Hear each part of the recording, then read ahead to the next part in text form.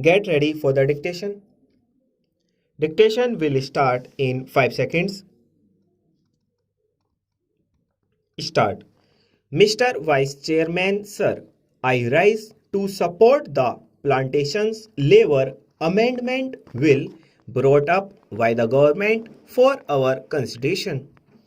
Sir, the sad plight of millions of toiling people who sweat on various plantations in the country to earn valuable foreign exchange for us is really too much to be expressed in words.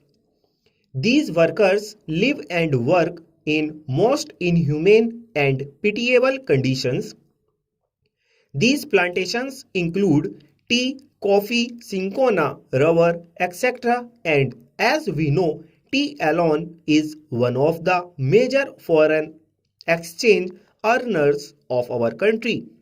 But sir, it is indeed most regrettable that notwithstanding a lapse of 34 years since our independence, these workers who earn crores and crores of rupees by way of foreign exchange have to live in most miserable conditions. They live in houses that are most insecure and collapse frequently, and when these workers die as a result of these collapses, their guardians or their dependents do not get even due compensations for the loss that they have to bear. Unhygienic living in distant and far-flung areas, compounded with lack of medical and educational facilities, make their life utterly miserable.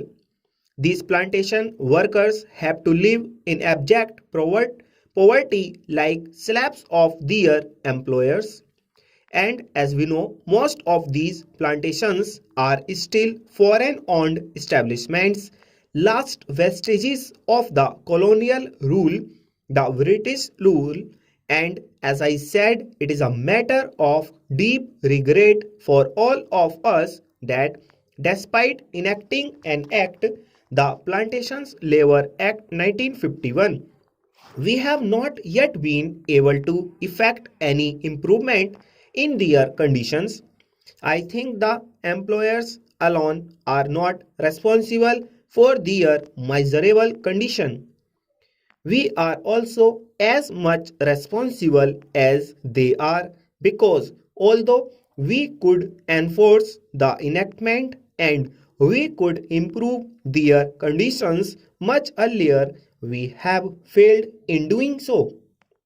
Sir, on the 9th May 1973, this House, the Rajya Sabha, decided that a joint committee should be appointed to look into the desired amendment and put up a draft as early as possible for our consideration.